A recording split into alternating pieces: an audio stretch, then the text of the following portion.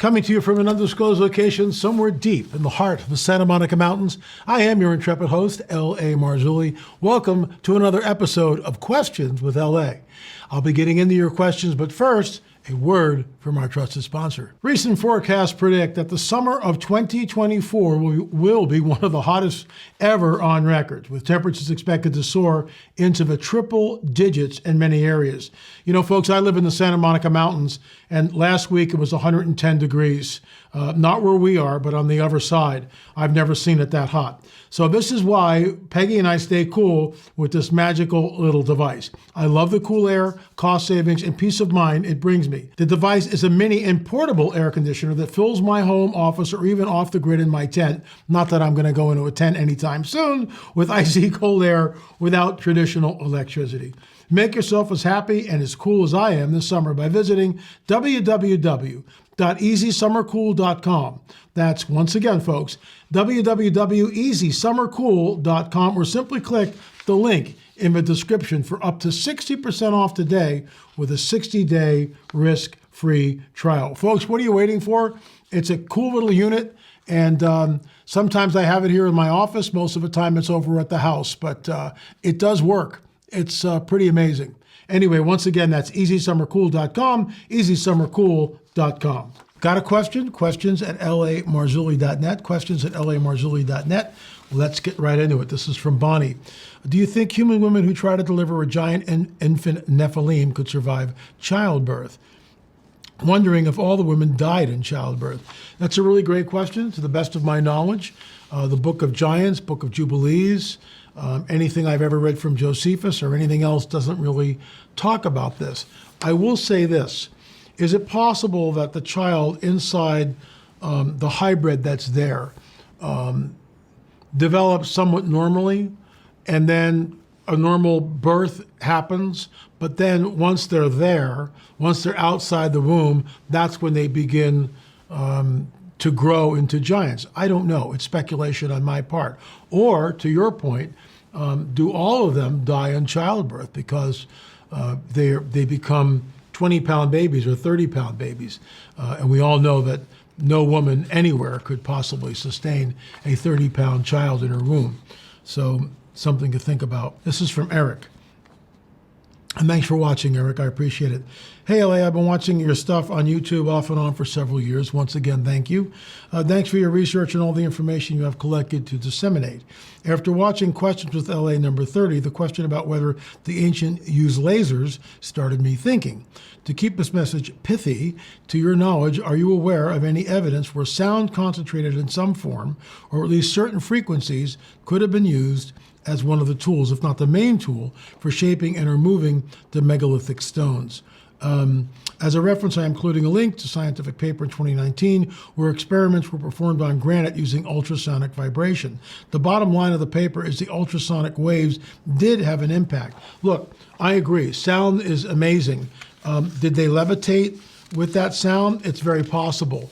Did they cut with sound? It's very possible. Here's what we know.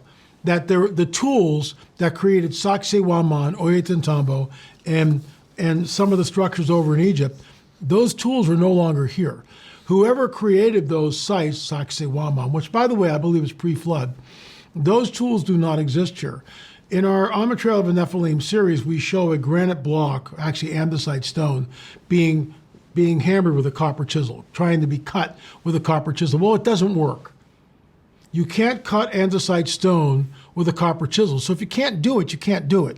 So was it done by sound? Very possible. We also know that on the blocks of stone, there were these like protrusions that come out.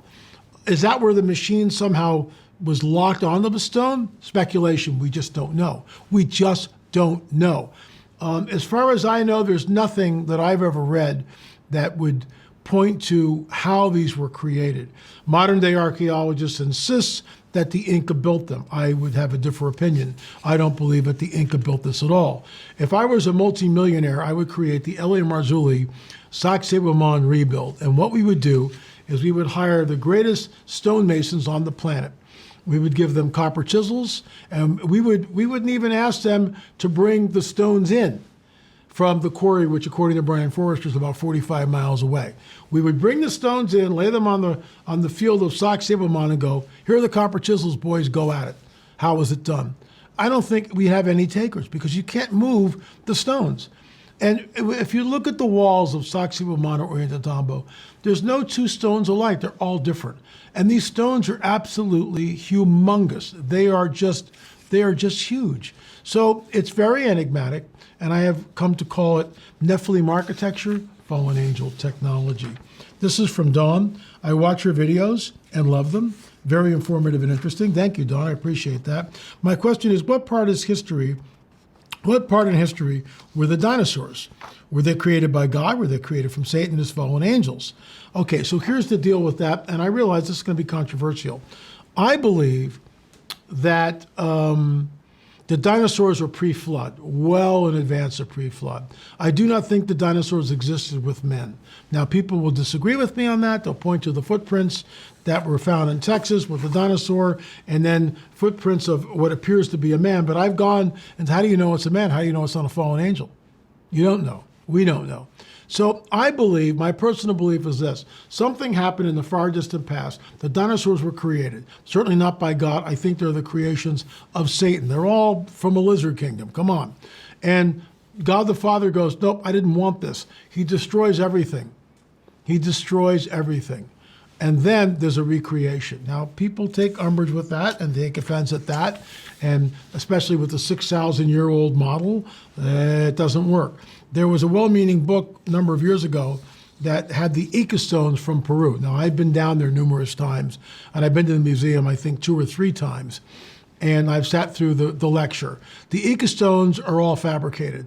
There's not one real one there. These were all done by a group of people, and it shows men riding with dinosaurs. And this well-meaning Christian author took this and wrote a book about it, basically stating that, aha, here's living proof that the men and dinosaurs were real. But that's not, we went to the people that created these things.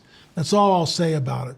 I used to have in my possession 3 or 4 so-called Ica stones created right in front of my eyes. Dinosaur, here you go, LA. So, that'll be $5. So I'm not buying that for a minute. I think that the dinosaurs were well in advance of the second recreation, because the earth is standing in without form or void. Something very cataclysmic has happened to the earth, in my opinion. Then there's a recreation. Young creationists, young earthers will take offense at that, and that's fine. We just disagree or agree to disagree. Let's move on. This is from Sally. Thank you so much for all the work you are doing in exposing the dragon. You are truly a blessing. Well, thank you. I appreciate that. My question is, have you ever tied Revelation 12:4 with Genesis 3:15? It's amazing how it all ties together. God knows the end from the beginning. That's what Chuck Messer would say. Chuck Messer taught that the child mentioned in Revelation 12:4 could be a reference to the body of Christ. I believe it is, because all of a sudden they're taken out, and Jesus ascended but was not caught up. I'm not sure what she means by that. Jesus' ascension into heaven is, in my opinion, a foreshadow of the rapture of the church. Now, I got this from Mondo Gonzalez and Jeff Van Hatten.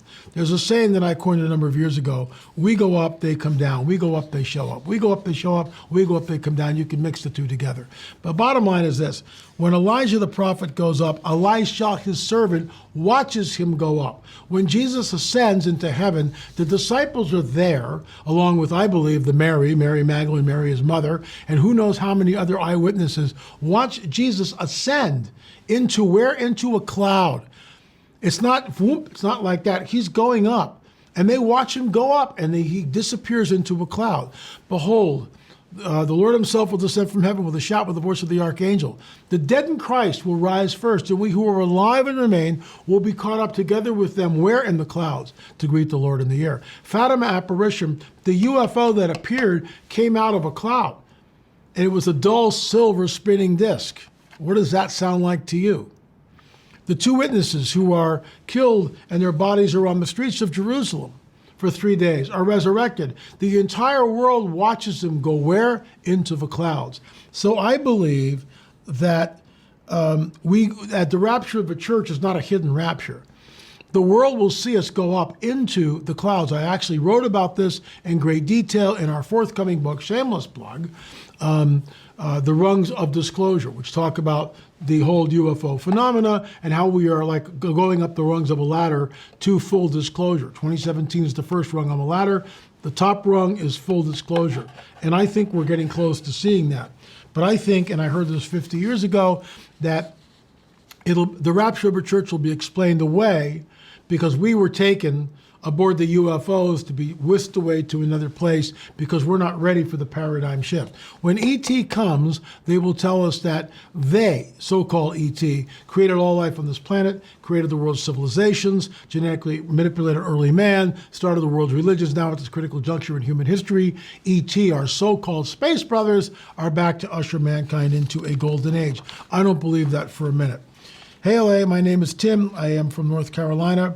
What do you think of Skinwalker Ranch? What's your take on it? I think Skinwalker Ranch is something that we shouldn't be dealing with. It's a gateway, it's a portal. We don't know what kind of rituals were done there, how much, if any, blood sacrifice was done on the property or near the property. I would posit that it is an opening, it's a gateway, it's a portal, and those who are sort of foolish enough to dip their toe into the waters, if you get what I mean, without the armor of God and poo-poo the supernatural may be in for a big surprise. I hope that makes sense.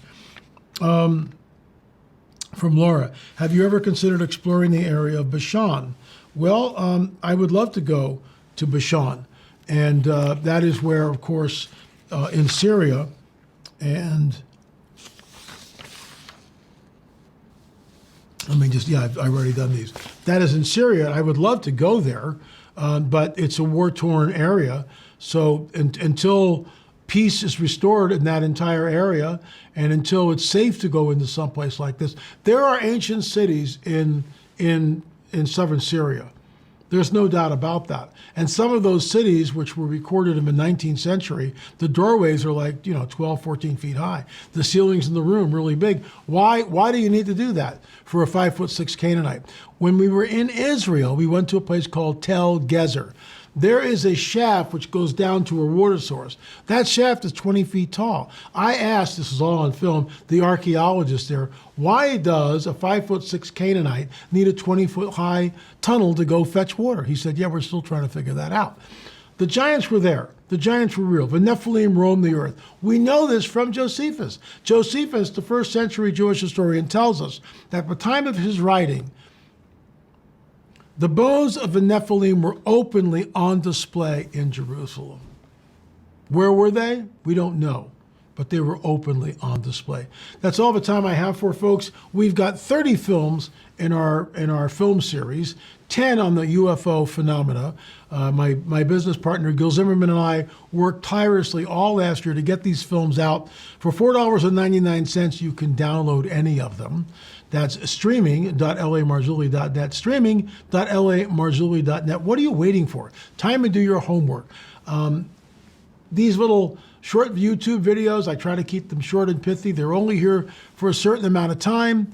Do a deep dive. Do yourself a favor. Download the videos or go to lamarzulli.com. You can buy the hard copies. Thanks so much for watching. Really appreciate your patronage. Don't forget to hit the subscribe button, and we'll be back tomorrow with another episode of Questions with LA.